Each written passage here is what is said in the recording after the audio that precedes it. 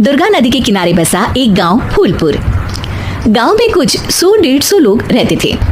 अंजलि, जो कि पास ही के जिले में रहती थी और 12वीं पास कर चुकी थी, उसके पिताजी ने बेटी को जल्दी विदा करने के लिए उसकी शादी फूलपुर गांव के मुकेश से करवा दी थी। मुकेश कभी स्कूल नहीं गया था और इस कारण वो पढ़ा लिखा नहीं था और बाकी गांव वालों की हालत भी मुकेश जैसी ही थी। मुकेश के घर में उसके माता पिता भी रहते थे। सासू माँ, मैं बाहर मंदिर तक जा रही हूँ, आधे घंटे में आ जाऊंगी। अरे अभी कहीं जाने की जरूरत नहीं है, चुपचाप जाके रसोई में रात के खाने की तैयारी करो। और ये घूंघट क्यों हटा लिया है तुमने? क्या पता नहीं कि इस गांव में औरतें बिना घूंघट के नहीं रहती? रात में अंजलि छत पर जाकर अपनी मम्मी से बात कर रही होती है। तभी गांव की 3-4 औरतें उसे देख लेती है और दरवाजे पर आकर उसकी सास से शिकायत करने लगती है।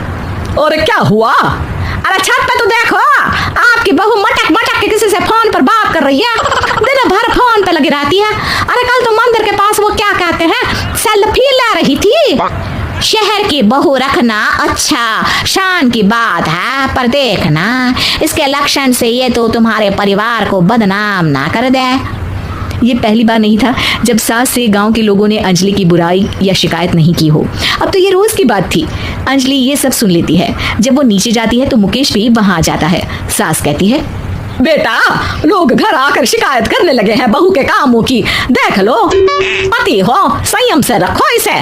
माँ जी, मैं तो अपनी माँ से बात कर रही थी क्योंकि यहाँ कोई बात करने लायक ही नहीं है और अब मैं माँ के पास ही रहूंगी। वहाँ क्या रहना, वहाँ बाहर के लोग तो ठीक है पर घर के लोग भी इज्जत ना दे सके। अरे नहीं नहीं अंजलि, ऐसा नहीं है, धीरे धीरे सब ठीक हो जाएगा, तुम फिक्र ना करो। अरे बस कुछ बोलना ही नहीं है, सर पे चढ़ा रखा है बहू को। सास मुकेश की नरम बात सुन के वहाँ से मुंह चढ़ाकर चली जाती है। मैं तो कहती हूँ हम दोनों शहर चले जाते हैं। मैं पढ़ी लिखी हूँ, मुझे वहाँ नौकरी भी मिल जाएगी और थोड़े दिनों में आप भी वहाँ कुछ काम ढूंढ लेना। अरे नहीं नहीं अंजलि, हम यहाँ ना गांव का खेत, माँ पिताजी को छोड़कर शहर नहीं जा सकते।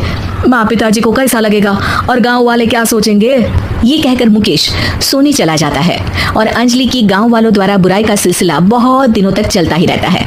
लेकिन अंजलि गुस्सा ना दिखाते हुए समझदारी से काम लेती है। बारिश का मौसम चालू हो जाता है। जोरदार बारिश से पूरे गांव में हाहाकार मच जाता है। दुर्गा नदी में बाढ़ आ जाती है और बाढ़ का पानी पूरे गांव की फसल तबाह कर देता है। फसल की ये हालत देखकर गांव वाले निराश हो जाते हैं और बात तो यहाँ तक पहुँच जाती है कि कुछ लोग तो अंजलि को इस सब का दोषी ठहरा देते हैं। अरे पूरी फसल तबाह हो गई, पता नहीं किसकी नजर लग गई है। अरे जब से चौधरी परिवार में ये शहर की बहू आई है ना, तब से ही गांव की शांति चली गई है। इसके कर्मकांड से माँ दुर्गा नदी भी खुश नहीं है। ये सब सुनकर बेचारी अंजलि रोते हुए अपने घर चली जाती है। कुछ दिन बाद सभी गांव वाले अपनी फसल का मुआवजा लेकर अपने अपने घर आते हैं। मुकेश भी 1500 लेकर आता है। अंजलि को जब पासबुक दिखाता है तो अंजलि हैरान हो जाती है। अरे, ये पासबुक में तो उन्होंने 4000 की एंट्री करी है और आपको सिर्फ 1500 दिए। सच में? अरे, वो सरकारी अफसर आपको बेवकूफ बना रहे हैं। सरकार की तरफ से हमें 4000 मिले हैं, लेकिन बाकी का सारा पैसा खुद ही खा रहे हैं। आप लोग के अनपढ़ होने का फायदा उठा रहे हैं।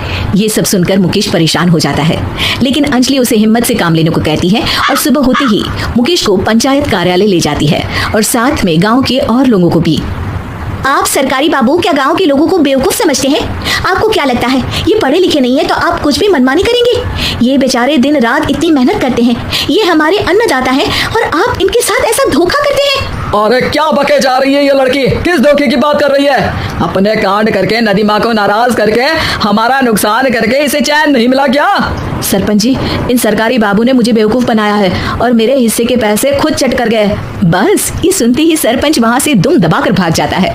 पता चलता है कि जनपद अधिकारियों ने गांव के सरपंच के साथ मिलकर सबके साथ धोखा किया है। सब लोगों का विरोध शुरू हो जाता है और आखिर में अधिकारी सब गांव वालों के हिस्सों के बचे हुए पैसे उन्हें लौटा देते हैं और कई दिन तक सरपंच गांव में लौटता ही नहीं। अंजलि, तुम नहीं होती तो हम गांव वालों को तो पता ही नहीं चलता कि ये हमें हर बार बेवकूफ बनाते हैं। हाँ हाँ अंजलि बेटी, हमें माफ कर दो। हम सब तुम्हें बुरा भला कहते रहे, लेकिन तुमने ही आज हमें बेवकूफ बनाने से बचाया है। हमें तुम पर गर्व है बेटी। अब समझ आया कि सरपंच तुमसे नहीं, तुम्हारे पढ़े लिखे होने से नफरत करता था। क्यों ना इस बार हम अंजलि को ही सरपंच पद के लिए चुन ले? क्या कहते हो गाँव वालों? पढ़ी लिखी सरपंच। बस पूरा गांव अंजलि के लिए ताली बजाता है और अंजलि की सास उसे खुशी से गले लगा लेती है।